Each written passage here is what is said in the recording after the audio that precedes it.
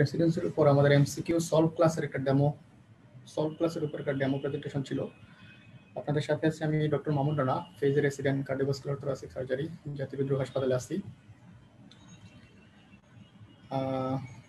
রেসিডেন্সিতে pathology থেকে অনেকগুলো question আসে, যেগুলো আমরা দেখি যে আপনাদের টপিকসগুলো থেকে কোশ্চেন আসে, টপিকসগুলো মোটামুটি একই ধরনের টপিকস থেকে আসে।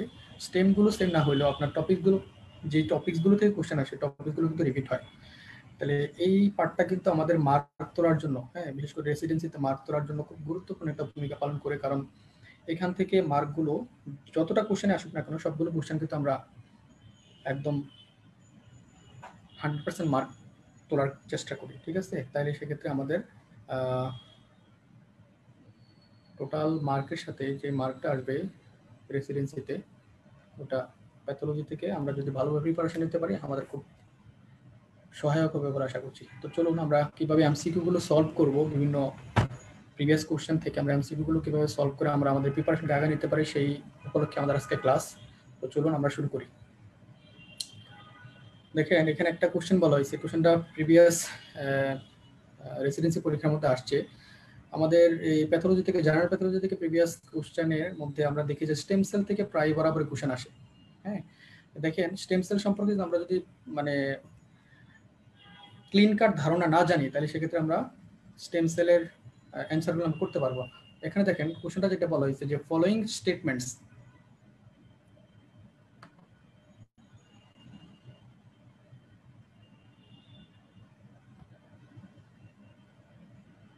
এখানে দেখেন following statements are true for stem cell. এক নম্বরে বলা হয়েছে যে stem cells from embryos are pluripotent, adult tissue do not contain stem cells. C number স্টেমে বলা হয়েছে stem cells can be used in therapeutic purpose. 4 নম্বর স্টেমে বলা হয়েছে stem cell has self renewal capacity. 5 নম্বরে বলা হয়েছে stem cell are capable of generate one new lineage. ঠিক আছে, তো আমরা দেখেন স্টেম সেল সম্পর্কে এই কোশ্চেনগুলো অ্যান্সার করার আগে, এই কোশ্চেনটা অ্যান্সার করার আগে আমরা স্টেম সেল সম্পর্কে আমরা একটু আইডিয়া নেই। যেমন ধরেন আপনি যদি স্টেম সেল কাকে বলে যদি বলেন, তাহলে সেক্ষেত্রে একটা স্টেম সেলের অ্যাটলিস্ট 2টা ক্রাইটেরিয়া থাকতে হবে। সেটা কি, যে একটা হচ্ছে প্রলিফারেটিভ ক্রাইটেরিয়া, ঠিক আছে, যে সেল প্রলিফারেশন করতে হবে। আর 2 নম্বর ক্রাইটেরিয়া হচ্ছে প্রলিফারেশন করবে প্লাস সে তার নিজের পপুলেশন মেনটেন করবে। এই কথাটার মানে কি, যে 2টা ক্যারেক্টারিস্টিক বললাম, একটা হচ্ছে সেল প্রলিফারেশন করবে আর একটা হচ্ছে তার নিজ পপুলেশন মেনটেন করবে। এখানে দেখেন এই যে এই কতগুলো সেল আছে, এই সেলগুলো দেখেন বেসলাইন প্রলিফারেশন হচ্ছে, ঠিক আছে, বেসলাইন প্রলিফারেশন হচ্ছে।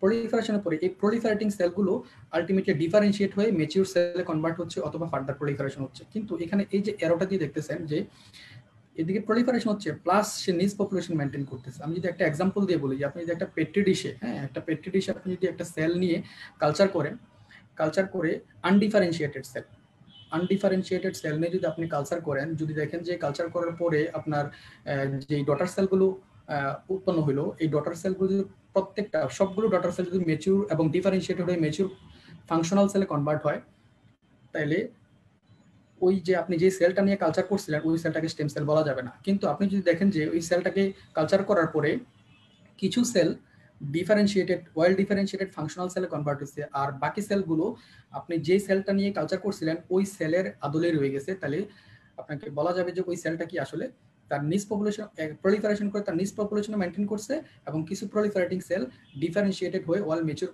ওয়েল ম্যাচিউর ফাংশনিং সেলে কনভার্ট হয়েছে।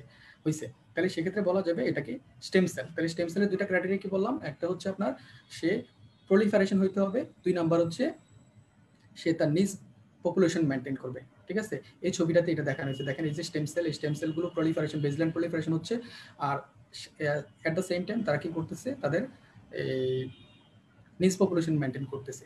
বেসলাইন প্রলিফারেটিং সেলগুলো থেকে দেখা গেছে ডিফারেন্সিয়েটেড হয়ে ফাংশনাল সেলে কনভার্ট হচ্ছে, অথবা ফার্দার প্রলিফারেশন হয়ে তাদের পপুলেশন বাড়াচ্ছে, অথবা যদি আমার দেখা গেছে তার ফাংশন শেষ, বেসলাইন প্রলিফারেশন বা তার ফাংশন সেল, এই সেলগুলো এক্সেস যে সেলগুলো রয়ে গেছে এগুলো অ্যাপোপ্টোসিস পাথরের মাধ্যমে সেল ডেথ হয়ে ভেনিশ হয়ে যাচ্ছে। ঠিক আছে, এখন দেখেন স্টেম সেলকে আমরা কয়টা ভাগ করতে পারি। স্টেম সেলকে আমরা মূলত দুইটা ভাগ করতে পারি। একটা হচ্ছে ন্যাচারাল, আর একটা হচ্ছে ইনডিউসড বা সিনথেটিক। ন্যাচারাল কি কি? ন্যাচারাল গুলো হচ্ছে যেমন এমব্রায়োনিক স্টেম সেল আর অ্যাডাল্ট অথবা tissue stem cell. Embryonic stem sell কোনগুলো? এমব্রায়োনিক স্টেম সেল হচ্ছে আমাদের যে জাইগোট, হ্যাঁ, জাইগোট বা আমাদের যে ডিউরিং ডেভেলপমেন্টাল পিরিয়ড যখন ফার্স্ট স্টেজ ডেভেলপমেন্ট চলে, তখন ব্লাস্টোসিস্ট যখন ফর্মেশন হয়, তখন ব্লাস্টোসিস্টে আমরা জানি যে inner cell mass outer cell mass তৈরি হয়।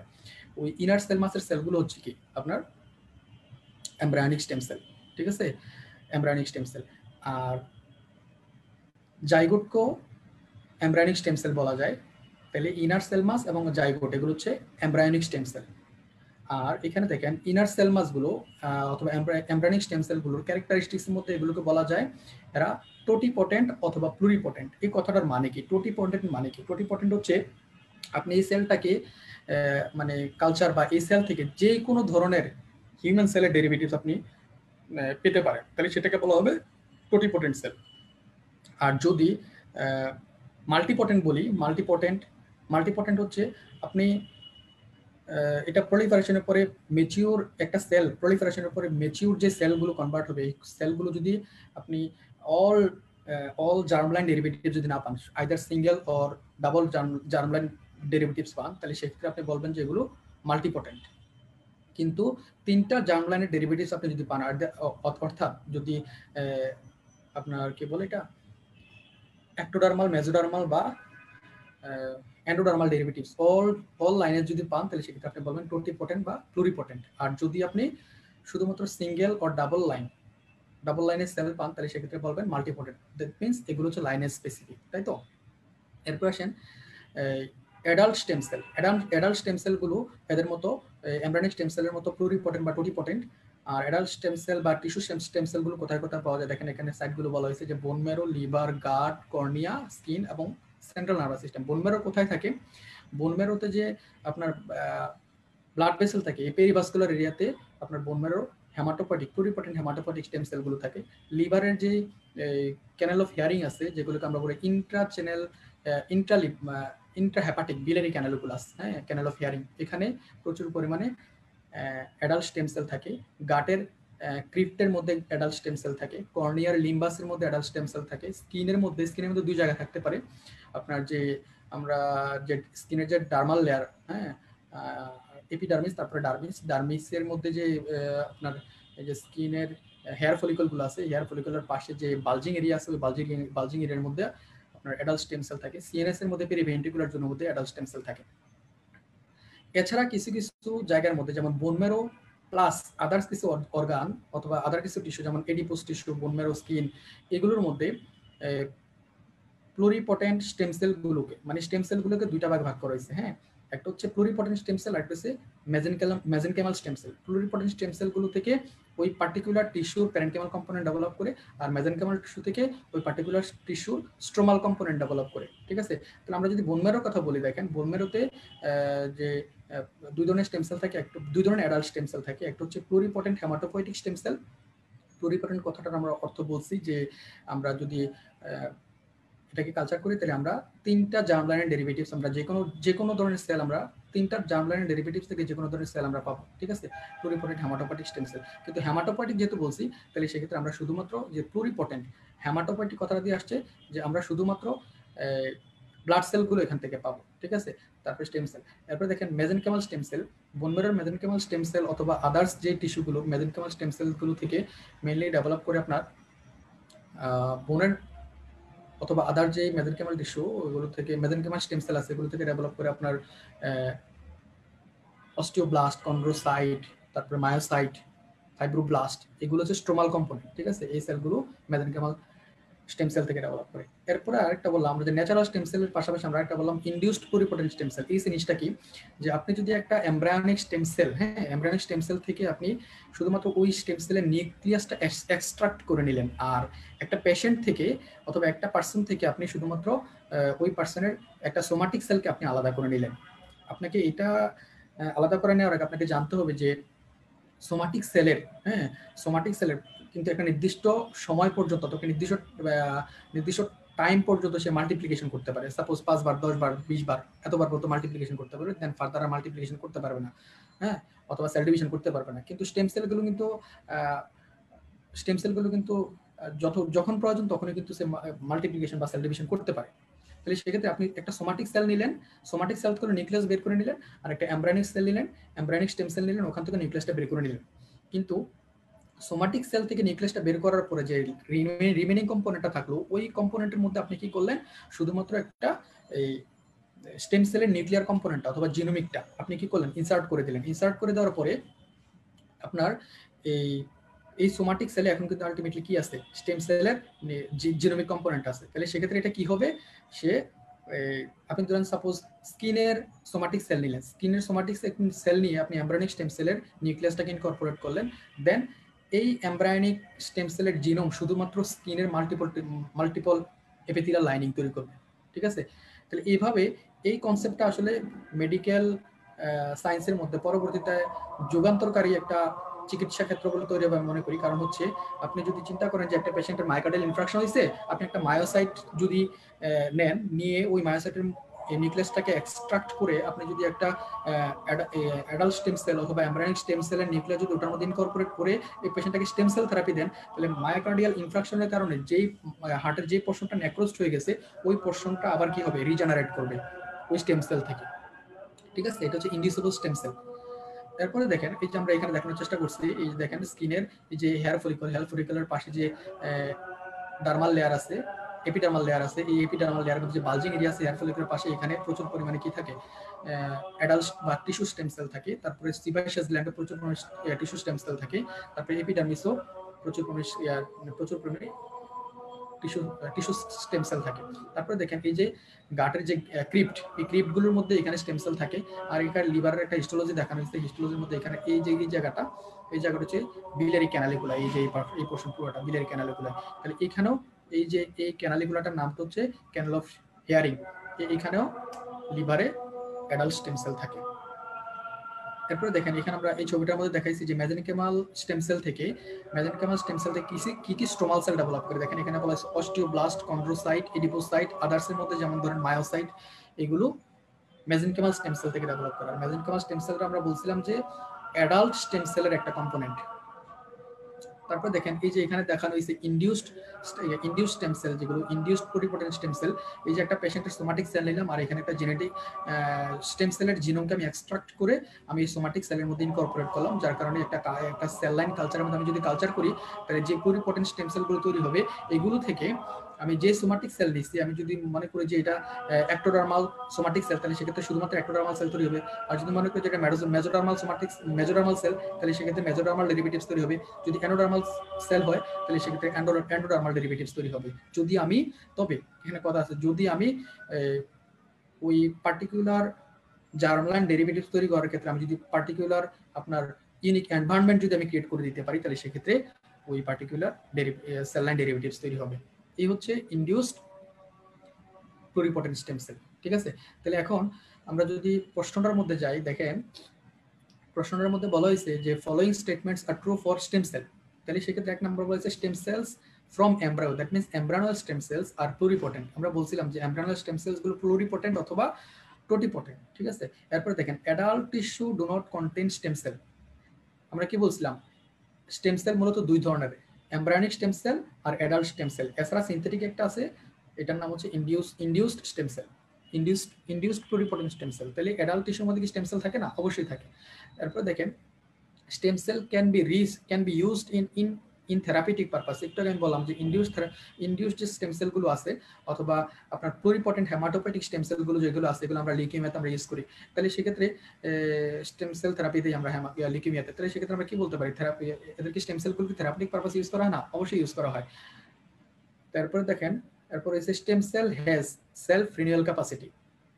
আমরা বললাম স্টেম সেল হইতে হলে দুইটা ক্যারেক্টারিস্টিক্স থাকতে হবে। একটা কি, একটা হচ্ছে আপনার সে প্রলিফারেশন করবে এবং তার নিচ পপুলেশন মেনটেন করবে। এই নিচ পপুলেশন মেনটেন করার ক্যাপাসিটিটাকে বলা হয় রিনিউয়াল ক্যাপাসিটি। ঠিক আছে, তারপরে দেখেন stem cell are capable of generate one cell lineage. এটা ওয়ান সেল লাইনেজ হইতে পারে, মাল্টিপল সেল লাইনেজ হইতে পারে, more than one cell lineage হইতে পারে। তাহলে সেক্ষেত্রে এটাও ট্রু। তাহলে আপনি এখান থেকে আপনি এই স্টেম সেলের ক্ষেত্রে আপনি কোন কোন জিনিস ট্রু পাইলেন, দেখেন A true, C true, D true, E true, B false. কারণ বি হচ্ছে এখানে বলছে adult tissue do not contain stem cell. Adult টিস্যুতে স্টেম সেল নাই, আমরা কিন্তু দেখছিলাম অ্যাডাল্ট টিস্যুতে স্টেম সেল আছে। এরপরে একটা আমরা কোশ্চেনে যাই, দেখেন এখানে বলা হয়েছে অ্যাপোপ্টোসিস ট্রিগার্ড বাই। অ্যাপোপ্টোসিস থেকে বিভিন্ন সময়ে রেসিডেন্সিতে অনেকগুলো কোশ্চেন আসছে, হ্যাঁ, যেগুলো আমরা চিন্তা করে যদি আমরা দেই, বুঝে বুঝে যদি আপনার কোশ্চেনগুলো সলভ করি, তাহলে সেক্ষেত্রে আমরা এই জিনিসগুলো মনে থাকবে বেশি, বারবার রিক্যাপাচুলেট করার প্রয়োজন হয় না। দেখেন এখানে অ্যাপোপ্টোসিস থেকে বলা হয়েছে অ্যাপোপ্টোসিস ট্রিগার্ড বাই p53 জিন, BCL2 জিন, ফেস লাইগ্যান্ড, সুপারঅক্সাইড ডিসমিউটেস, নাইট্রিক অক্সাইড। আচ্ছা, এটা সলভ করার আগে আমরা অ্যাপোপ্টোসিস সম্পর্কে একটু দেখে আসি। দেখেন অ্যাপোপ্টোসিস মানে কি? অ্যাপোপ্টোসিস হচ্ছে প্রোগ্রাম সেল ডেথ। প্রোগ্রাম কেন বলা হয়েছে? এটা জেনেটিক্যালি ডিটারমাইন্ড, যে আপনার সেল যখন ডিফারেন্সিয়েশন হয়েছে, আনডিফারেন্সিয়েটেড সেল থেকে ডিফারেন্সিয়েটেড হয়েছে, ওই সময় কিন্তু সেলের ভিতরে আপনার একটা নর্মাল সেলের ভিতরে কিন্তু অলরেডি ডেথ যে সাইকেল, হ্যাঁ, ডেথ পাথ, এটা কিন্তু অলরেডি সেট আপ হয়ে গেছে। যে কোনো একটা আনফেভারেবল কন্ডিশনে গিয়ে সেল যদি আপনার ইরিভার্সিবল ইনজুরির দিকে চলে যায়, যেখান থেকে সেল আর রিভার্স করা সম্ভব না, তখন সে কি করে? সে চেষ্টা করে নিজেকে নিজে মেরে ফেলতে। সেল সুইসাইডাল পাথওয়ে বলা হয় এটাকে, ঠিক আছে? নিজেকে নিজে মেরে ফেলতে চায় সে, ওই পাথওয়েটা হচ্ছে অ্যাপোপ্টোসিস, ঠিক আছে? আর এখানে তাহলে এই অ্যাপোপ্টোসিসের আমরা যদি মরফোলজিক্যাল ফিচারগুলো দেখি, মরফোলজিক্যাল ফিচার এই ছবিটার দিকে তাকান, এই ছবিটার মধ্যে মরফোলজিক্যাল ফিচারের কথা বলা হয়েছে। দেখেন এখানে যখন একটা সেল ইরিভার্সিবল ইনজুরির দিকে চলে যায়, তখন আমরা জানি সেল ডেথে দুইটা পাথওয়ে আছে, একটা হচ্ছে নেক্রোসিস আর একটা হচ্ছে অ্যাপোপ্টোসিস, হ্যাঁ, অ্যাপোপ্টোসিস।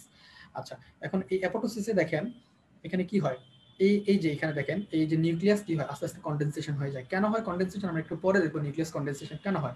এরপরে দেখেন এই যে সেলের এই যে আউটলাইন, এই আউটলাইনের সাথে আউটলাইন কি মিলে না? মিলে না। কি হয়? এখানে দেখেন মাল্টিপল সেলুলার ব্ল্যাব, মানে সেল মেমব্রেনে ব্ল্যাব তৈরি হচ্ছে, এই যে মাল্টিপল ব্ল্যাব তৈরি হচ্ছে, ঠিক আছে? তো এটাও কেন তৈরি আমরা একটু পরে দেখবো। তো আমরা দেখলাম একটা মরফোলজিক্যাল ফিচার দেখলাম যে কন্ডেনসেশন অফ ক্রোমাটিন ম্যাটেরিয়ালস। 2 নম্বর হচ্ছে formation of multiple blebs, then fragmentation of, then cell fragmentation হয়। সেল ফ্র্যাগমেন্টেশনে মাল্টিপল অ্যাপোপ্টোটিক বডি তৈরি করে এগুলোকে ফ্যাগোসাইটিক সেল এনগালফ করে ক্লিয়ার করে ফেলে। তাহলে আমরা যদি মরফোলজিক্যাল ফিচার অফ অ্যাপোপ্টোসিস বলি, তাহলে কি কি বলবো? Condensation of chromatin, formation of membrane blebs and fragmentation of cell, formation of apoptotic body, ঠিক আছে? তারপরে দেখেন তাহলে আমরা যে বললাম যে আনডিফারেন্সিয়েটেড সেল যখন ডিফারেন্সিয়েটেড হয়, ওই ডিফারেন্সিয়েশন হওয়ার সময় তার মধ্যে death button already set up করা থাকে, হ্যাঁ। তাহলে সেই ডেথ বাটনগুলো কি এবং কিভাবে অ্যাক্টিভেটেড হয় আমরা দেখি। দুইটা পাথওয়ে সেট আপ করা থাকে, একটা হচ্ছে মাইটোকন্ড্রিয়াল পাথওয়ে আর একটা হচ্ছে ডেথ রিসেপ্টর পাথওয়ে। মাইটোকন্ড্রিয়াল পাথওয়েটাকে বলা হয় এক্সট্রিনজিক পাথওয়ে, আর ডেথ রিসেপ্টর পাথওয়েটাকে বলা হয়, মাইটোকন্ড্রিয়াল পাথওয়েটাকে বলা হয় ইন্ট্রিনজিক পাথওয়ে, আর ডেথ রিসেপ্টর পাথওয়ে যেটা, এটাকে বলা হয় এক্সট্রিনজিক পাথওয়ে। মাইটোকন্ড্রিয়াল পাথওয়েটা কি? দেখেন এই যে মাইটোকন্ড্রিয়াল ইন্টেনসিভ পাথওয়েটা কি? এই দেখেন এই হচ্ছে মাইটোকন্ড্রিয়া, ঠিক আছে? এই মাইটোকন্ড্রিয়া সরি এটা হচ্ছে মাইটোকন্ড্রিয়া, এই হচ্ছে মাইটোকন্ড্রিয়া, আর এটা হচ্ছে পুরো সেল। এখন এই যে মাইটোকন্ড্রিয়া, এই মাইটোকন্ড্রিয়ার ভিতরে এটা হচ্ছে এই যে আউটার সেল মেমব্রেন, আর ভিতরে হচ্ছে ইনার সেল মেমব্রেন, যেটা মানে যেটা অনেকগুলো ভাঁজ হয়ে ক্রিস্টি তৈরি করছে। দেখেন এই যে ক্রিস্টি তৈরি করছে, এই যে ইনার যে মাইটোকন্ড্রিয়াল মেমব্রেন, আউটার যে মাইটোকন্ড্রিয়াল মেমব্রেন, এর মাঝখানে এই যে ম্যাট্রিক্স, এই ম্যাট্রিক্সের মধ্যে প্রচুর পরিমাণে সাইটোক্রোম সি এনজাইম থাকে, ঠিক আছে? এই সাইটোক্রোম সি এনজাইমগুলো যখন এই মাইটোকন্ড্রিয়া থেকে বের হয়ে যখন সাইটোপ্লাজমে চলে আসবে, সাইটোপ্লাজমের মধ্যে ইনঅ্যাক্টিভেটেড ক্যাসপেজ এনজাইম থাকে। এই ক্যাসপেজ এনজাইমগুলো আলটিমেটলি ডেথ পাথওয়ের মেইন সুইচ, ঠিক আছে? আপনি যদি কোনো ক্রমে এই ক্যাসপেজ মানে কি, এগুলো মাল্টিপল প্রোটিওলাইটিক এনজাইমগুলো সাইটোপ্লাজমে থাকে ইনঅ্যাক্টিভেটেড অবস্থায়। এদেরকে অ্যাক্টিভেট করতে পার্টিকুলার সিচুয়েশন লাগে, যেমন সাইটোক্রোম সি। সাইটোক্রোম সি যদি মাইটোকন্ড্রিয়া থেকে বের হয়ে কোনো ক্রমে সেলের সাইটোপ্লাজমে আসতে পারে, এই সাইটোক্রোম সি কিন্তু আপনার এই ক্যাসপেজকে অ্যাক্টিভেশন করে দিতে পারে। ক্যাসপেজ যদি অ্যাক্টিভেট করে দেয়, এই ক্যাসপেজ আবার এন্ডোনিউক্লিয়াস যে এনজাইমগুলো আছে এবং সাইটোস্কেলেটন যেগুলো আছে, সাইটোস্কেলেটন যেগুলো আছে, এগুলোকে প্রোটিওলাইটিক এনজাইম অ্যাক্টিভেট করার মাধ্যমে এই সাইটোস্কেলেটনগুলোকে ব্রেকডাউন করে দেয়, আর এন্ডোনিউক্লিয়াসকে অ্যাক্টিভেট করার মাধ্যমে নিউক্লিয়াসকে ফ্র্যাগমেন্টেড করে দেয়। নিউক্লিয়াসকে ফ্র্যাগমেন্টেড করার কারণে নিউক্লিয়াসটা হয়ে যাবে কনডেন্সড, হ্যাঁ। আর সাইটোস্কেলেটনকে ফ্র্যাগমেন্ট করার কারণে আমরা জানি সাইটোস্কেলেটনগুলো সেল মেমব্রেনকে সাইটোসলের সাথে অথবা সেল মেমব্রেনকে সাইটোসলের সাথে অ্যাঙ্কর করে রাখে, সাইটোস্কেলেটন এবং অ্যাঙ্কর প্রোটিনগুলো। তাহলে সেক্ষেত্রে এখানে যেহেতু ক্যাসপেজ অ্যাক্টিভেশনের মাধ্যমে সাইটোস্কেলেটন ডাইজেস্ট হয়ে যাচ্ছে, তাহলে সেক্ষেত্রে সেল মেমব্রেন ইন্টিগ্রিটি লস্ট হয়ে যাবে, যার কারণে মাল্টিপল ব্ল্যাব তৈরি হবে, ঠিক আছে? মাল্টিপল ব্ল্যাব তৈরি হবে, এই যে দেখেন মাল্টিপল ব্ল্যাব তৈরি হচ্ছে, ঠিক আছে? এই ব্ল্যাবগুলো যখন এখান থেকে ছুটে যাবে, তখন এগুলোকে বলে অ্যাপোপ্টোটিক বডি। তাহলে দেখেন এই যে এই সাইটোক্রোম সি কিভাবে এসে ক্যাসপেজকে অ্যাক্টিভেট করে, এই তাহলে তার মানে আমরা দেখলাম সাইটোক্রোম সি কে আমাদের এই যে ইনার এবং আউটার মাইটোকন্ড্রিয়াল মেমব্রেন যেখানে আছে অথবা মাইটোকন্ড্রিয়াল যে ম্যাট্রিক্স আছে ওখানে আমাদের সাইটোক্রোম সি কে আমাদের কি করতে হবে, ওখানে রেখে দিতে হবে। তাহলে কিভাবে থাকে এটা আমরা একটু দেখি। দেখেন এখানে BCL2 ফ্যামিলি নামক কিছু জিন প্রোডাক্ট আছে। BCL2 একটা জিন, এই জিনের প্রোডাক্ট হচ্ছে BCL2 ফ্যামিলি, ঠিক আছে। BCL2 ফ্যামিলির মধ্যে কি কি থাকে, ব্যাক্স, ব্যাক এবং BCL2 BCLXL এই চারটা প্রোডাক্ট থাকে। হ্যাঁ, BCL2 জিনের এই চারটা প্রোডাক্ট আছে। এই চারটা প্রোডাক্টের মধ্যে এই ব্যাক্স এবং ব্যাক জিনের প্রোডাক্টগুলো অ্যাপোটোসিসকে ইনহিবিট করে, আর BCL2 এবং BCLXL এই প্রোডাক্টগুলো অ্যাপোটোসিসকে ইনহিবিট করে, আর ব্যাক্স আর ব্যাক এই প্রোডাক্টগুলো অ্যাপোটোসিসকে স্টিমুলেট করে। কিভাবে করে দেখেন, এই ব্যাক্স আর ব্যাক জিনের প্রোডাক্টগুলো মূলত এরা পেপটাইড, এই পেপটাইডগুলো যখন এগ্রিগেশন হয়ে এই মাইটোকন্ড্রিয়াল মেমব্রেনের মধ্যে হোল তৈরি করে, ঠিক আছে, হোল তৈরি করে। আর এই যে BCL2 আর BCLX জিন, এই জিনের প্রোডাক্টগুলো এই হোলটাকে সবসময় বন্ধ করে রাখে, ঠিক আছে। এই কারণে আপনার এই সাইটোক্রোম যদি আপনার এই BCL2 ফ্যামিলির এই দুইটা জিনিস প্রপার, এই দুই ধরনের জিন যদি কি করে প্রপার অ্যাক্টিভেটেড থাকে, অর্থাৎ প্রপার কাজ করে, তাহলে সেক্ষেত্রে আপনার কি হবে না, সাইটোক্রোম সি এনজাইম যেগুলো আছে এগুলো সাইটোপ্লাজমে আসতে পারবে না। কিন্তু বাই চান্স যদি ব্যাক্স আর ব্যাক জিন কাজ করে, BCL2 BCLXL জিন যদি কাজ না করে, তাহলে সেক্ষেত্রে পোর তৈরি হচ্ছে, কিন্তু পোরকে সিল আউট করার জন্য BCL2 BCLXL জিন নাই, মানে জিন প্রোডাক্টগুলো নাই। তাহলে কি হবে, এই পোরগুলো দিয়ে সাইটোক্রোম সি এনজাইমটা কোথায় চলে আসবে, আপনার এখানে সাইটোপ্লাজমে চলে আসবে, যার কারণে ক্যাসপেজ অ্যাক্টিভেশন হবে, অ্যাপোটোসিসের দিকে আগাবে। তাহলে এখন দেখেন, তাহলে এই BCL2 ফ্যামিলি কিভাবে এই রেগুলেটরি জিনগুলোকে সাপ্রেস করে রাখে আর প্রো অ্যাপোটোটিক জিন যেগুলো আছে এগুলোকে অ্যাক্টিভেট করে দেয়, এটা আমরা একটু দেখি।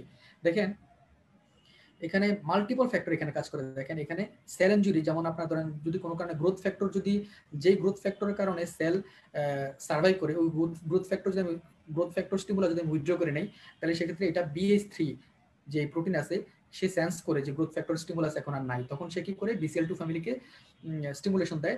সে কি করে, যে BCL2 ফ্যামিলির ব্যাক্স এবং ব্যাক জিন যেগুলো আছে এগুলোকে সে স্টিমুলেট করে, আর BCL2 BCLXL জিন প্রোডাক্টগুলোকে ইনহিবিট করে দেয়, যার কারণে এগুলোর প্রোডাক্ট হয় না, এগুলো প্রোডাক্ট হয়। আর যেমন এরপর আছে দেখেন ডিএনএ ড্যামেজ। হ্যাঁ, ডিএনএ ড্যামেজের কারণে আপনার এখানে P53 জিন একটা খুব গুরুত্বপূর্ণ ভূমিকা পালন করে। দেখেন ডিএনএ যখন ড্যামেজ হয় তখন ডিএনএ রিপেয়ার জিন অ্যাক্টিভেট হয়, ঠিক আছে।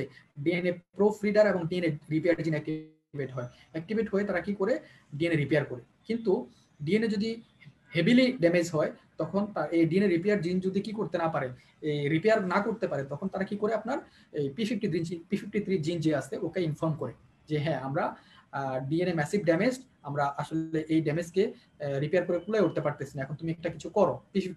P53 জিনকে সে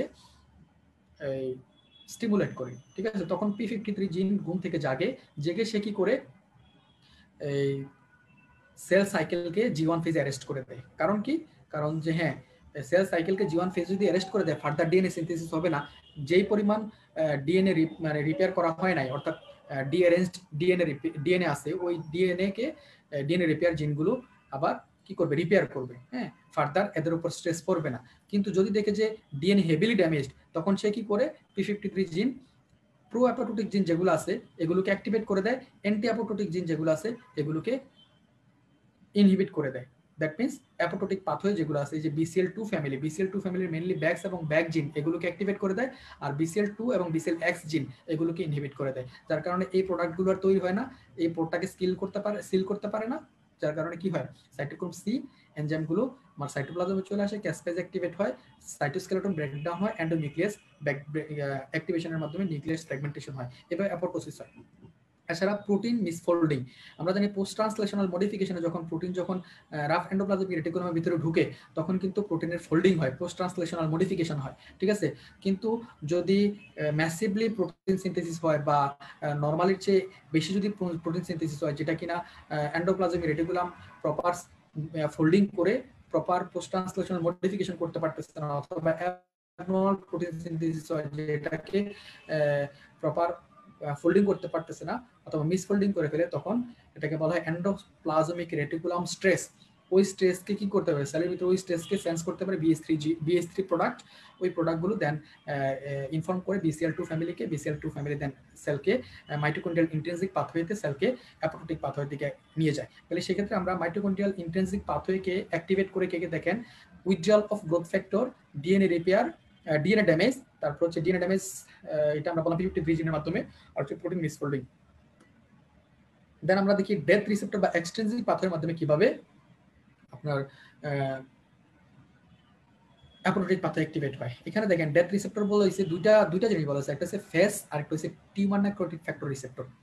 এই যে এখানে এই রিসেপ্টরটা দেখতে পারতেছেন, এটা হচ্ছে ফেস আর অথবা tumour necrotic factor receptor.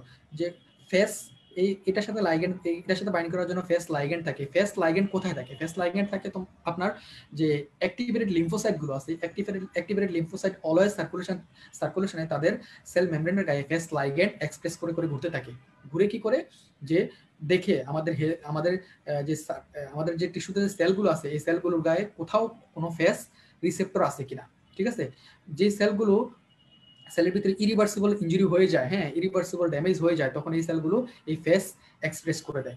Face express করার কারণে আমাদের যে সার্কুলেশনের যে অ্যাক্টিভেটেড লিম্ফোসাইটগুলো আছে, এই লিম্ফোসাইটগুলো আছে সাইটোটক্সিক টি লিম্ফোসাইট, এই লিম্ফোসাইটগুলো এই ফেসকে রিকগনাইজ করার কারণে এই মাল্টিপল অ্যাডাপ্টর প্রোটিনের মাধ্যমে সে ফেসকে অ্যাক্টিভেট করে। ঠিক আছে? তাহলে ফার্দার পরবর্তীতে সিকিউলে কিন্তু আপনারা জানেন যে সাইটোস্কেলেটন ব্রেকডাউন হবে, এন্ডোনিউক্লিয়াস অ্যাক্টিভেট হবে, নিউক্লিয়ার ফ্র্যাগমেন্টেশন হবে। তাহলে tumour necrotic factor receptor pathway অথবা ফেস লাইগেন্ড পাথওয়ে, এটার মাধ্যমে ডেথ রিসেপ্টর বা এক্সট্রিনসিক পাথওয়ে যেটা, এটা অ্যাক্টিভেটেড হয়। ঠিক আছে? এইভাবে আমাদের অ্যাপোপ্টোটিক পাথওয়ে রেগুলেট হয়। ঠিক আছে? এরপরে দেখেন আমরা যদি প্রশ্নের মধ্যে যাই, দেখেন এখানে বলা হয়েছে অ্যাপোটোসিস ইজ ট্রিগার্ড বাই p53 জিন। p53 জিন কি অ্যাপোটোসিসকে ট্রিগার করে না? করে, কারণ ডিএনএ রিপেয়ার জিন যখন একা ডিএনএ ড্যামেজকে ম্যাসিভ ডিএনএ ড্যামেজকে করতে পারে না, রিপেয়ার করতে পারে না, তখন সে কিন্তু p53 জিনকে ইনফর্ম করে। p53 জিন যদি না পারে রিপেয়ার করতে, হ্যাঁ, p53 জিনের কাজ কিন্তু রিপেয়ার করে না, সে সেল সাইকেলকে অ্যারেস্ট করে রাখে। অ্যারেস্ট করে আলটিমেটলি কি করে ডিএনএ রিপেয়ার জিনকে সময় দেয় যে হ্যাঁ তুমি রিপেয়ার করো, আমি সেল সাইকেলকে আমি স্টপ করে রাখছি। কিন্তু যদি দেখি যে ম্যাসিভ ড্যামেজ হয়ে গেছে, যেটা কি না আপনার ডিএনএ রিপেয়ার জিন এটাকে রিপেয়ার করা সম্ভব না, তখন p53 জিন কি করে প্রো অ্যাপোপ্টোটিক জিন যেগুলো আছে, ব্যাক্স আর ব্যাক জিন, এগুলোকে অ্যাক্টিভেট করে দেয়। অ্যান্টি অ্যাপোপ্টোটিক জিন যেগুলো আছে এগুলোকে ইনহিবিট করে দেয়, যার কারণে সেল অ্যাপোপ্টোসিসের দিকে আগায়। দেন BCL2 আমরা তো বললাম BCL2 কিভাবে ট্রিগার করে। দেন ফেস লাইগেন্ড, যেটা বললাম ফেস লাইগেন্ড, হ্যাঁ, ফেস লাইগেন্ড কি করে অ্যাপোপ্টোসিসকে ট্রিগার করে। এখানে দেখেন সুপার অক্সাইড ডিসমিউটেস, এটা কিন্তু অ্যাপোপ্টোসিসের সাথে রিলেটেড না। এটা কার সাথে রিলেটেড? এটা হচ্ছে আপনার ফ্রি রেডিক্যালের সাথে রিলেটেড। আমরা জানি সুপার অক্সাইড সেলের অক্সিডেটিভ ফসফোরাইলেশনের পরে যে সুপার অক্সাইডগুলো তৈরি হয়, সুপার অক্সাইড ডিসমিউটেস এগুলোকে নিউট্রালাইজ করে হাইড্রোজেন পারঅক্সাইড এবং ওয়াটার তৈরি করে। ঠিক আছে? তারপর দেখেন নাইট্রিক অক্সাইড, এটা একটা নাইট্রোজেন ডেরিভেটিভস ফ্রি রেডিক্যাল, হ্যাঁ, এটা আবার সুপার অক্সাইডের সাথে মিশে আবার পারঅক্সাইড নাইট্রাইট তৈরি করে, যেটা এখানে ব্যাকটেরিয়া স্যাটেলাইজার হিসেবে কাজ করে। তাহলে এগুলো হচ্ছে ফ্রি রেডিক্যাল রিলেটেড, এগুলো অ্যাপোপ্টোসিসের সাথে রিলেটেড না। ঠিক আছে? তাহলে অ্যাপোপ্টোসিস ট্রিগার্ড বাই, আমরা যদি বলি যে p53 জিন, BCL2, ফেস লাইগেন্ড, এই তিনটা হচ্ছে ট্রু, আর ডি আর ই হচ্ছে ফলস। দেন আমরা যদি আরেকটা কোশ্চেনে দেখি, দেখেন এখানে বলা হয়েছে যে ইনফ্লামেশন, হ্যাঁ, ইনফ্লামেশন থেকে প্রত্যেকবার কিন্তু এই যে আমরা যে টপিকসগুলো দেখাচ্ছি জেনারেল প্যাথোলজি থেকে, আপনার যে টপিকস কিন্তু সিলেক্টেড, যে হ্যাঁ লিমিটেড টপিকস থেকে বিভিন্ন সময় রিপিটেড কোশ্চেন হয়। ঠিক আছে? এই কোশ্চেনগুলো আপনারা মনোযোগ দিয়ে সলভ করবেন। দেখেন এখানে একুট ইনফ্লামেশন ক্যারেক্টারাইজড বাই, এখানে বলা হয়েছে alteration of vascular calibre that leads to increase blood flow, structural changes in microvasculature that permit plasma protein and leukocyte to leave circulation, tissue destruction, attempts of healing, mononuclear cell infiltration, leukocyte immigration from microcirculation। তাহলে এখন দেখেন এই যে acute inflammation, তাহলে acute ইনফ্লামেশনের characteristics এখান থেকে এই পাঁচটা স্টেম থেকে কোনটা একুট ইনফ্লামেশনের ক্যারেক্টারিস্টিক্স। আমরা যদি বলি যে ইনফ্লামেশন আসলে কি, ইনফ্লামেশন হচ্ছে আপনার লিভিং ভাস্কুলারাইজড টিস্যুতে যে রিঅ্যাকশন হয়, এটা হচ্ছে ইনফ্লামেশন। ইনফ্লামেশন আমরা জানি দুইটা ভাগ করতে পারি, একটা হচ্ছে একুট ইনফ্লামেশন, কিছু ক্রনিক ইনফ্লামেশন। ঠিক আছে? এখন দেখেন আমরা যদি ওভারঅল একুট এবং ক্রনিক ইনফ্লামেশন যদি আমরা এই ছবিটা দিয়ে দেখতে যাই, দেখেন আমরা ইনফ্লামেশন অনেকগুলো কজ আছে, আমরা এখান থেকে শুধু মানে মাইক্রোবস দিয়ে যে কজটা আছে, অর্থাৎ ইনফেক্টিভ যে কজটা আছে, এটা দিয়ে আমরা একটু ডেসক্রাইব করি। দেখেন এই যে মাইক্রোবস আমাদের ন্যাচারাল যে সারফেস এপিথেলিয়ামে যে ইন্টিগ্রিটি আছে, এটা যদি কোনো কারণে লস্ট হয়, মাইক্রোবস আমাদের শরীরে ভিতরে ঢুকে পড়বে। ঢুকে পড়ার কারণে এই যে এখানে যে পার্মানেন্ট রেজিডেন্ট যে সেলগুলো আছে, হ্যাঁ, পার্মানেন্ট রেজিডেন্ট যে সেন্টিনেল যে ম্যাক্রোফেজ বা ডেন্ড্রাইটিক সেলগুলো আছে, এরা কি করবে, মাইক্রোবসকে এনগালফ করে এরা মাইক্রোব আসার সাথে সাথে মাইক্রোবকে এনগালফ করার চেষ্টা করবে, এবং এনগালফ করেও কিন্তু মাইক্রোব এখানে কিন্তু মাল্টিপ্লিকেশন করা শুরু করে দেয়। আর ম্যাক্রোফেজ ডেন্ড্রাইটিক সেল এগুলোকে আস্তে আস্তে এনগালফ করার চেষ্টা করে। সাথে সাথে কি হয় দেখেন, এই মাইক্রোবস আসার পরে আমাদের যে মাস্ট সেলগুলো আছে, এই মাস্ট সেলগুলো অ্যাক্টিভেটেড হয়ে যায়। মাস্ট সেল অ্যাক্টিভেট হওয়ার কারণে আমাদের এখান থেকে মাস্ট সেল যে প্রিফর্ম গ্র্যানিউলসগুলো আছে, এই গ্র্যানিউলসগুলো আস্তে আস্তে ডিগ্র্যানুলেট হতে শুরু করে, যার কারণে মাস্ট সেল থেকে বেজোঅ্যাক্টিভ অ্যামাইনগুলো এগুলো আস্তে আস্তে রিলিজ হয়। আর ম্যাক্রোফেজ ডেন্ড্রাইটিক সেল এগুলো থেকে সাইটোকাইন রিলিজ হয়, মেইনলি ইন্টারলিউকিন 1 এবং টিউমার নেক্রোসিস ফ্যাক্টর আলফা। ঠিক আছে, এইগুলো এই যে এই মেডিয়েটরগুলোর কথা বললাম, বেজোঅ্যাক্টিভ অ্যামাইন এবং সাইটোকাইন, হ্যাঁ, মেইনলি ইন্টারলিউকিন 1 এবং টিউমার নেক্রোসিস ফ্যাক্টর আলফা, এগুলো তৈরি হওয়ার ফলে এই যে লোকাল সার্কুলেশনে কিছুটা চেঞ্জ হয়। কি চেঞ্জ হয়, যে সার্কুলেশনে কিছুটা চেঞ্জ হয়, মানে ব্লাড ভেসেল কিছু রিঅ্যাক্টিভ চেঞ্জ দেখায়, কার রেসপন্সে, এই যে আপনার অ্যামাইনগুলো আছে, এই অ্যামাইন এবং সাইটোকাইন এগুলোর রেসপন্সে আপনার এখানে ব্লাড ভেসেলগুলো কিছুটা কি দেখায়, রিঅ্যাক্টিভ চেঞ্জ দেখায়। তাহলে এগুলোকে বলা হয় ব্লাড ভেসেলের যে রিঅ্যাক্টিভ চেঞ্জ, এটাকে বলা হয় ভাস্কুলার ইভেন্ট। আর সার্কুলেটরি যে সেল আছে, হ্যাঁ, বিশেষ করে ডব্লিউবিসি যে চেঞ্জগুলো আছে, এগুলো বলা হয় সেলুলার ইভেন্ট বা সেলুলার চেঞ্জ। ঠিক আছে, তাহলে এখন যদি দেখি আমরা ভাস্কুলার চেঞ্জ কি হয়, ভাস্কুলার চেঞ্জ হয় এই যে এই লোকাল এই জায়গার মধ্যে যে ইনফ্লামেশন হচ্ছে, এই পার্টিকুলার এই জায়গার ব্লাড ভেসেলটা কি হবে, ডায়ালেট হবে। ডায়ালেট হয়ে এখানে ব্লাড ফ্লো বাড়বে, ব্লাড ফ্লো বাড়লে লোকাল এরিয়াটা কি হবে, ইরাইথেমাটাস রেড, এবং লোকাল টেম্পারেচার কি হবে, রেজড হবে। ঠিক আছে, এরপর দেখলাম আমরা এখানে যে এই যে মেডিয়েটর যে সাইটোকাইন যেগুলো রিলিজ হয়েছিল, ইন্টারলিউকিন 1 এবং টিউমার নেক্রোসিস ফ্যাক্টর আলফা, অথবা এটা যখন আরো প্রলং হয় তখন ইন্টারলিউকিন 6 প্রোডাকশন হয়, এগুলো যখন আলটিমেটলি লিভারে গিয়ে একুট ফেজ প্রোটিন তৈরি করে, ওই প্রোটিনগুলো আলটিমেটলি ব্লাডে আসলে ব্লাডের ভিসকোসিটি বেড়ে যায়, তখন ব্লাড ভেসেলে যে ইয়াগুলো আছে, আরবিসি গুলো আছে, এগুলো মোর স্টিকি হয়ে যায়। স্টিকি হলে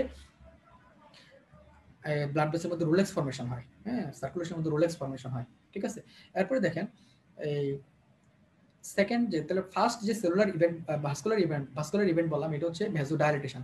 এরপরে কি হয়, এই সাইটোকাইন এবং ভ্যাসোঅ্যাক্টিভ অ্যামাইনের রেসপন্সে এন্ডোথেলিয়াল সেলগুলো কি হয়, কন্ট্রাকশন বা রিট্রাকশন হয়, যার কারণে ইন্টার এন্ডোথেলিয়াল গ্যাপ বাড়ে, ভাস্কুলার পারমিবিলিটি বাড়ে। ঠিক আছে, তাহলে এই দুইটা হচ্ছে ভাস্কুলার ইভেন্ট, একটা হচ্ছে ভ্যাসোডাইলেটেশন আর একটা হচ্ছে ভাস্কুলার পারমিবিলিটি বাড়লে এখানে ফ্লুইড এবং বিশেষ করে প্লাজমা, হ্যাঁ, প্লাজমা কি হয়, এক্সুডেট হয়। প্লাজমার মধ্যে আমরা জানি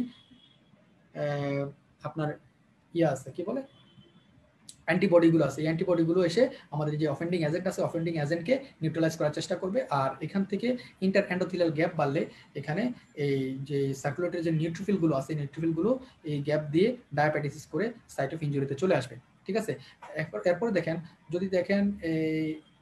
এই যে সার্কুলেটরি নিউট্রোফিলগুলো ডায়াবেটিস করার মাধ্যমে এক্সট্রাভাসেশন হয়ে গেল, দেন কেমোটেক্সিসের মাধ্যমে এই আপনার সাইট অফ ইনজুরিতে আসার পরে কি হলো, তারা এই আপনার অফেন্ডিং এজেন্টের এগেনস্টে ফাইট করা শুরু করলো। কিন্তু এই ফাইট যখন প্রলং ডিউরেশন হয়, তখন তারা একা একা পারে না, তখন আরো সার্কুলেশন থেকে আরো মনোনিউক্লিয়ার সেলকে ডাকে। মনোনিউক্লিয়ার সেলগুলো কি মনোসাইট, লিম্ফোসাইট, প্লাজমা সেল, এগুলোকে ডাকে। এগুলো আস্তে আস্তে পরবর্তীতে ইনফিল্ট্রেট হয় যদি ইনফ্লামেশনটা মানে প্রলং হয়, that means chronic inflammation. Then offending agent remove হয়ে গেল, আস্তে আস্তে এখানে এই অফেন্ডিং এজেন্টের সাথে ফাইট করতে গিয়ে আমাদের কিছু নর্মাল সেলও ডিস্ট্রাকশন হয়ে এখানে কি হয়, এই ম্যাক্রোফেজগুলো এবং ম্যাক্রোফেজগুলো, লিম্ফোসাইটগুলো এই আপনার অফেন্ডিং এজেন্টকে আপনার কি করে দেয়, এলিমিনেট করে দেয়, এবং ডেড টিস্যু যেগুলো আছে এগুলোকে এলিমিনেট করে দেয়, যার কারণে এখানে একটা স্পেস তৈরি হয়। ঠিক আছে, এই স্পেসের মধ্যে এই ম্যাক্রোফেজগুলো বিভিন্ন সাইটোকাইন রিলিজ করে। সাইটোকাইনগুলো এই ফাইব্রোব্লাস্ট, লোকাল যে স্ট্রোমাল সেল আমরা বলছিলাম, এই স্ট্রোমাল সেলগুলো মেইনলি ফাইব্রোব্লাস্টকে অ্যাক্টিভেট করার কারণে ফাইব্রোব্লাস্ট তখন কি করে, প্রলিফারেশন হয়, এবং ফাইব্রোব্লাস্ট এক্সট্রাসেলুলার ম্যাট্রিক্স এবং কোলাজেন সিনথেসিস করে, যার কারণে এই গ্যাপটাকে কি করে সে রিপেয়ার করে।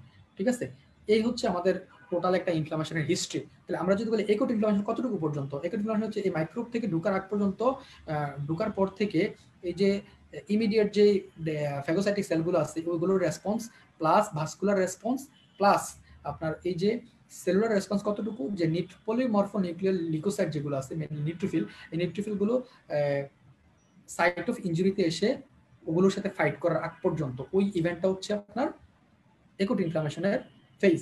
তাহলে একুট ইনফ্লামেশন আমরা যদি বলি যে কি কি মরফোলজিক্যাল ফিচার পাবো, একটা হচ্ছে আপনার এক নাম্বার হচ্ছে ইনক্রিজ ভ্যাসোডাইলেট, এক নাম্বার হচ্ছে ভ্যাসোডাইলেটেশন হবে, দুই নাম্বার হচ্ছে ইনক্রিজ ভাস্কুলার পারমিবিলিটি, তিন নাম্বার হচ্ছে সেলুলার ইভেন্টগুলো, যে emigration of leucocyte mainly polymorphonuclear leucocyte into the site of injury. হ্যাঁ, এই হচ্ছে তিনটা হচ্ছে কি একুট ইনফ্লামেশনের মরফোলজিক্যাল ক্যারেক্টারিস্টিক্স। আর যদি ক্রনিক ইনফ্লামেশনের মরফোলজিক্যাল ক্যারেক্টারিস্টিক্স আমরা বলি, তাহলে সেক্ষেত্রে বলবো যে হ্যাঁ, আস্তে আস্তে যখন এটা ক্রনিক্যালি পারসিস্ট করে তখন এই নিউট্রোফিল কিন্তু পারে না, আমরা বলছিলাম তখন কি হয়, সার্কুলেটরি যে মনোনিউক্লিয়ার যে সেলগুলো আছে মেনলি লিম্ফোসাইট, মনোসাইট বা প্লাজমা সেল, এগুলোকে আস্তে আস্তে ডাকে সাইট অফ ইনজুরিতে, তারপর এরা আসে। ঠিক আছে, তার মানে ইনফিলট্রেশন অফ মনোনিউক্লিয়ার লিউকোসাইট, এটা হচ্ছে ক্রনিক ইনফ্লামেটরি ইভেন্টের ফেজ। ঠিক আছে, দেন হচ্ছে টিস্যু ডিস্ট্রাকশন, ইনফ্লামেশন যত প্রলং হবে টিস্যু ডিস্ট্রাকশন বেশি হবে। ঠিক আছে, তাহলে এই টিস্যু ডিস্ট্রাকশন হচ্ছে আপনার ক্রনিক ইনফ্লামেশনের ফেজ, মানে মরফোলজিক্যাল ক্যারেক্টারিস্টিক্স। দেন এরপর দেখেন যদি ক্রনিক ইনফ্লামেশন হয়, ম্যাক্রোফেজ অথবা মনোনিউক্লিয়ার যে লিম্ফোসাইট অথবা মনোনিউক্লিয়ার যে ফ্যাগোসাইটিক সেলগুলো ছিল অথবা লিউকোসাইটগুলো ছিল, এগুলো কিন্তু বিভিন্ন গ্রোথ ফ্যাক্টর রিলিজ করে। এই গ্রোথ ফ্যাক্টরগুলো ফাইব্রোব্লাস্টে স্টিমুলেশন করার কারণে এখানে কি হয়, এখানে ফাইব্রোব্লাস্ট প্রলিফারেশন এবং এক্সট্রা সেলুলার ম্যাট্রিক্স ডিপোজিশন হয়, যার কারণে এখানে কি হবে, ফাইব্রোসিস হবে। তাহলে healing by fibrosis, polymorphonuclear leukocyte infiltration এবং আপনার এই টিস্যু ডিস্ট্রাকশন, এগুলো হচ্ছে আপনার ক্রনিক ইনফ্লামেশনের ক্যারেক্টারিস্টিক্স। আমরা যদি তাহলে এখন কোশ্চেনটার দিকে যাই, দেখেন এখানে বলা হয়েছে যে acute inflammation is characterised by alteration of vascular calibre that leads to increase blood flow. হ্যাঁ, এটা কি একুট ইনফ্লামেশনের ক্যারেক্টারিস্টিক্স না? অবশ্যই একুট ইনফ্লামেশনের ক্যারেক্টারিস্টিক্স। দুই নাম্বার হচ্ছে দেখেন structural change in microvasculature that permit plasma protein and leukocyte to leave circulation. তাহলে এটাও কিন্তু একুট ইনফ্লামেশনের ক্যারেক্টারিস্টিক্স। দেন দেখেন tissue destruction and attempt of healing, আমরা বলছি টিস্যু ডিস্ট্রাকশন এবং attempt of healing by repair or regeneration, এটা কিন্তু আপনার ক্রনিক ইনফ্লামেশনের ক্যারেক্টারিস্টিক্স। দেন মনোনিউক্লিয়ার সেল ইনফিলট্রেশন, এটা কিন্তু মেইনলি যে আপনার বললাম যে লিম্ফোসাইট, প্লাজমা সেল, হ্যাঁ, দেন মনোসাইট, এগুলো হচ্ছে ক্রনিক ইনফ্লামেটরি সেল। এগুলো যখন ইনফিলট্রেট হয় ওই ইনফ্লামেশনটাকে আমরা বলি ক্রনিক ইনফ্লামেশন। শুধু এখানে মনোনিউক্লিয়ার সেল ইনফিলট্রেশন না দিয়ে যদি পলিমরফোনিউক্লিয়ার সেল ইনফিলট্রেশন দিত, তাহলে সেক্ষেত্রে ট্রু হইতো। এরপরে দেখেন leukocyte emigration from microcirculation, আমরা দেখছি একুট ইনফ্লামেশনে লিউকোসাইট ইমিগ্রেশন করে ডায়াবেটিসের মাধ্যমে, হ্যাঁ, লিউকোসাইট ইমিগ্রেশন করে দেন কেমোটক্সিসের মাধ্যমে সাইট অফ ইনজুরিতে যায়। তাহলে leukocyte emigration from microcirculation, এটাও কিন্তু ট্রু। তাহলে সেক্ষেত্রে একুট ইনফ্লামেশনের ক্যারেক্টারিস্টিক্স আমাদের কি কি ট্রু দাঁড়ালো, যে এ, B R E, A B E true, C R D এগুলো হচ্ছে ফলস। এরপরে দেখেন একুট ফেজ রেসপন্স, আমরা জানি ইনফ্লামেশনের পরে, হ্যাঁ, আইদার একুট অর ক্রনিক ইনফ্লামেশনের পরে কি হয়, আপনাদের একুট ফেজ রেসপন্স হয়। এটা বডির মধ্যে একুট ফেজ রেসপন্স হয়। একুট ফেজ রেসপন্স জিনিসটা কি, এটা যদি আমরা একটু ভেঙে বলি, দেখেন একুট ফেজ রেসপন্সের জন্য মেইনলি রেসপন্সিবল হচ্ছে ইন্টারলিউকিন 1 এবং T1 নেক্রোসিস ফ্যাক্টর আলফা। এই ইন্টারলিউকিন 1 এবং T1 নেক্রোসিস ফ্যাক্টর আলফা কোথা থেকে আসে আমরা জানি অ্যাক্টিভেটেড যেই লিউকোসাইট আছে, এই লিউকোসাইট থেকে মেইনলি ম্যাক্রোফেজ ইন্টারলিউকিন 1 এবং T1 necrosis factor alpha macrophage অ্যাক্টিভেশনের পরে রিলিজ হয়। এই interleukin alpha T1 necrosis factor interleukin 1 এবং T1 নেক্রোসিস ফ্যাক্টর আলফা যখন সার্কুলেশনে আসে, তখন এইগুলোর রেসপন্সে আমাদের শরীরের বিভিন্ন অর্গান কি করে রেসপন্স করে। এই রেসপন্সগুলো কি কি, একটা হচ্ছে ফিভার, আরেকটা হচ্ছে একুট ফেজ প্রোটিন, আরেকটা হচ্ছে লিউকোসাইটোসিস, দেন আদার্স।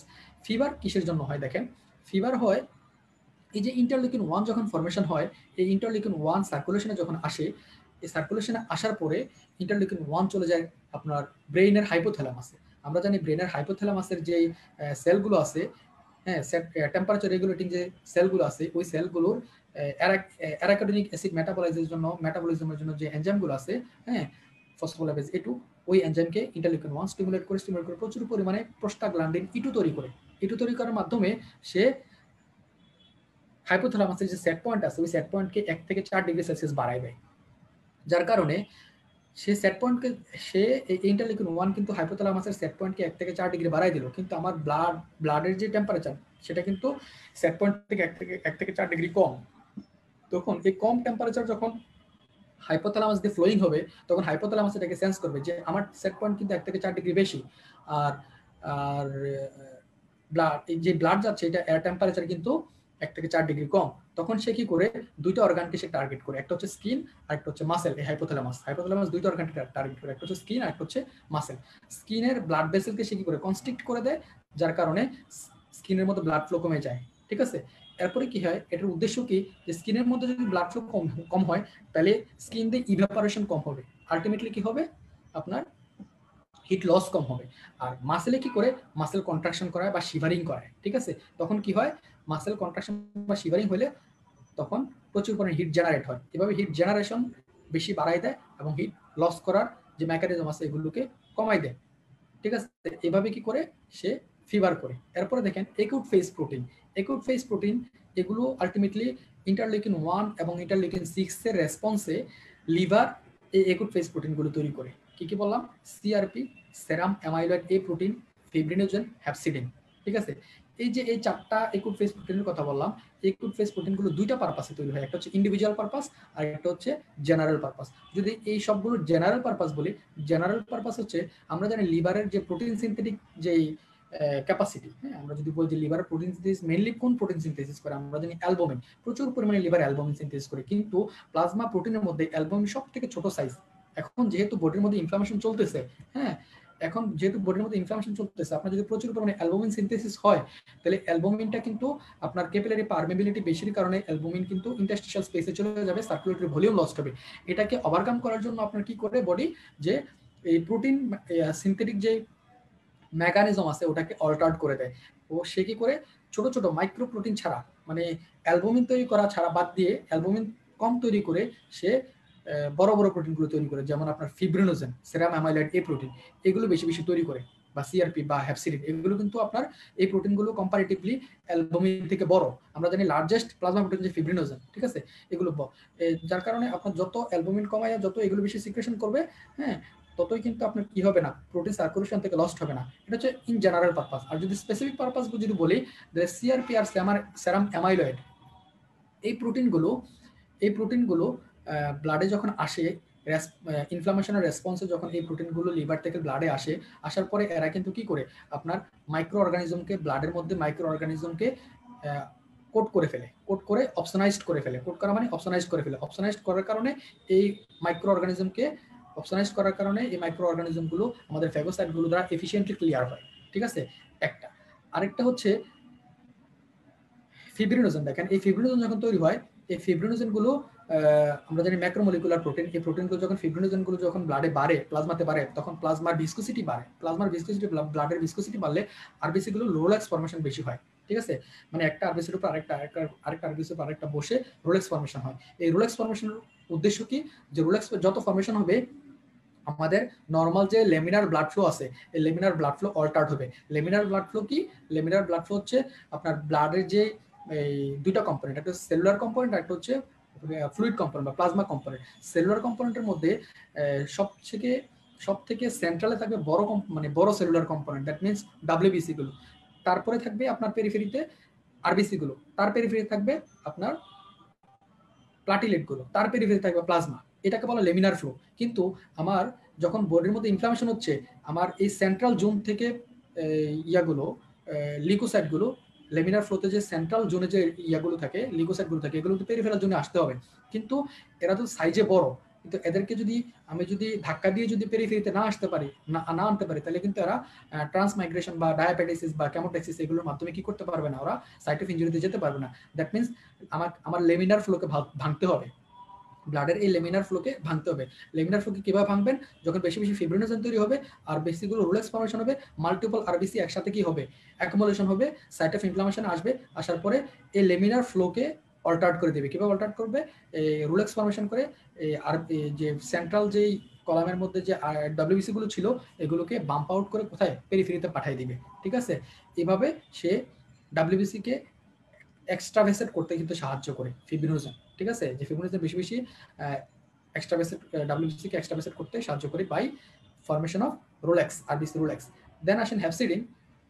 দেখেন এই হ্যাপসিডিন কিন্তু হ্যাপসিডিন একটা ক্লিনিক্যাল কথা আছে। হ্যাপসিডিন যদি আপনি চিন্তা করেন যে ক্রনিক ইনফ্লামেশন অথবা ইনফ্লামেটরি ফেজ যখন একটা পেশেন্টের হ্যাপসিডিন বাড়ে, হ্যাপসিডিনের কাজ হচ্ছে আমরা যে ব্লাডের মধ্যে যে ইয়াগুলো আছে, আয়রনগুলো আছে, হ্যাঁ, আমাদের শরীরে যে আয়রনগুলো আছে, ব্লাডে না সরি, যে আয়রনগুলো আছে শরীরে জমানো, এই আমরা জানি আয়রনগুলো ফেরিটিন অথবা ট্রান্সফেরিন অথবা হেমোসিডেরিন ফর্মে কি থাকে, জমা থাকে আয়রনগুলো।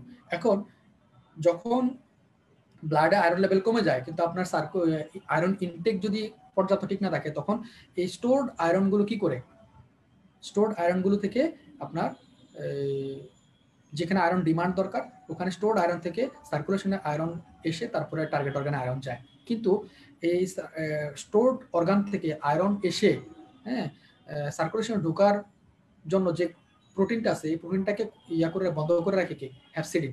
তাহলে বডিতে যত ইনফ্লামেশন বেশি হবে, তার মানে স্টোর থেকে আয়রন আপনার কোথায় আসতে পারবে, সার্কুলেশন আসতে পারবে না, তার মানে আয়রন ইউটিলাইজেশন কমে যাবে, যার কারণে ক্রনিক ইনফ্লামেটরি পেশেন্টের আয়রন ডেফিসিয়েন্সি নেমে থাকে এই হ্যাপসিডিনের কারণে।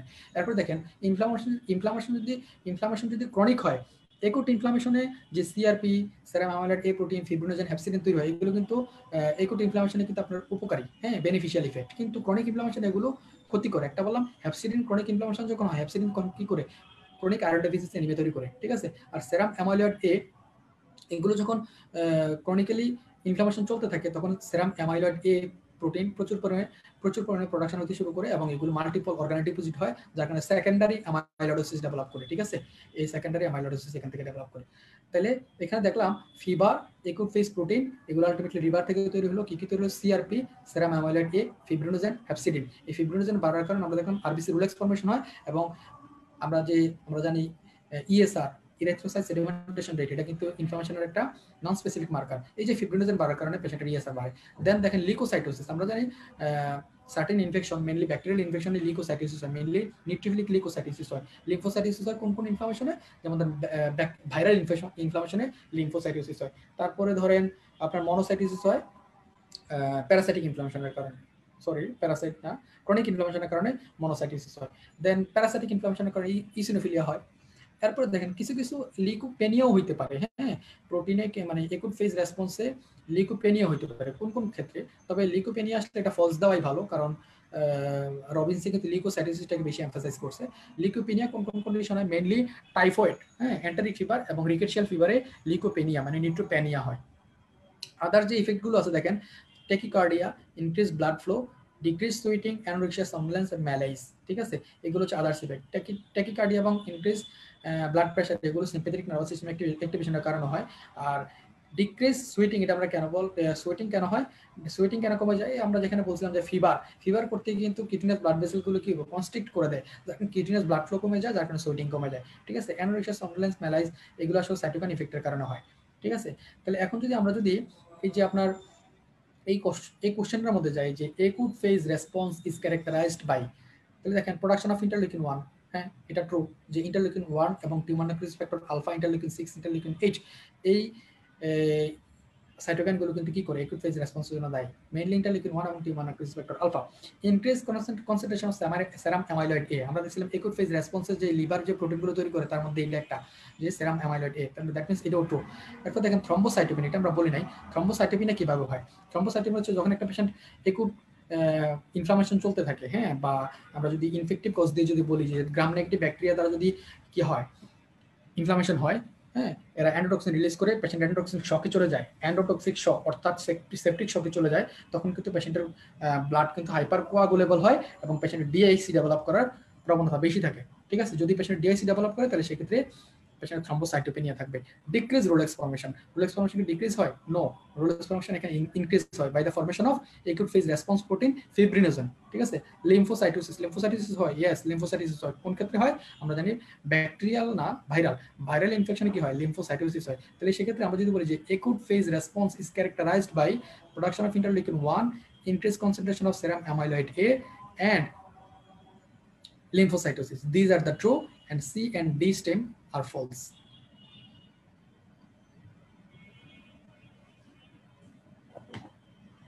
এখানে দেখেন একটা স্লাইড দেওয়া হয়েছে যে এখানে ইনফ্লামেশনে কি কি ইফেক্ট হয়, লোকাল ইফেক্ট হয় কিছু, সিস্টেমিক ইফেক্ট হয় কিছু।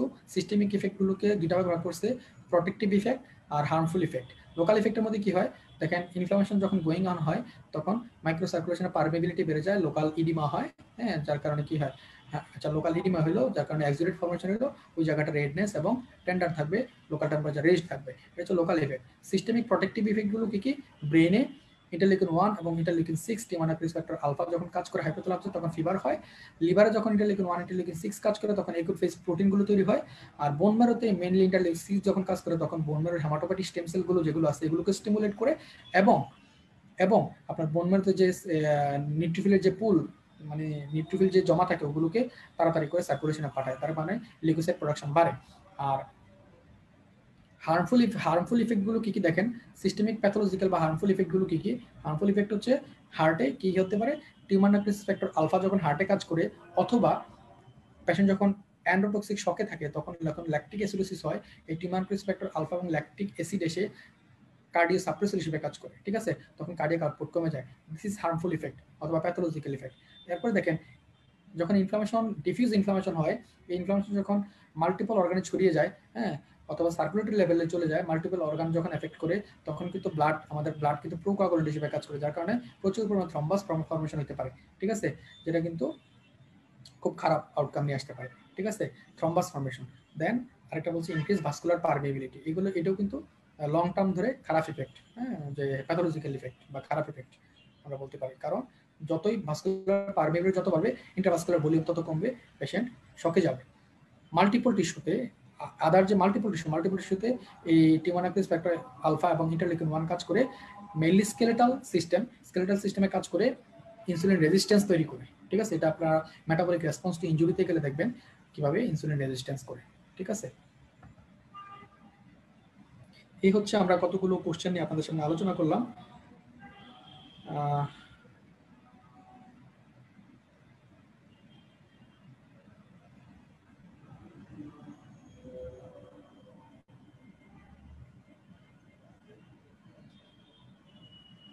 ধন্যবাদ সবাইকে।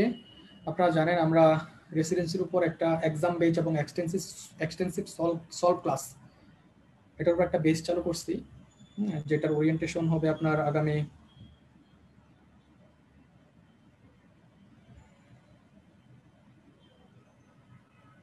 21 তারিখে, মে মাসের 21 তারিখে। আপনারা চাইলে আমাদের ওই বেসটাতে ভর্তি দিতে পারেন। আমরা এর মধ্যে রুটিন কিন্তু আমরা গ্রুপের মধ্যে দিয়ে দিছি, আপনারা দেখে নেবেন। 21 তারিখ থেকে ক্লাস শুরু হবে। ধন্যবাদ সবাইকে।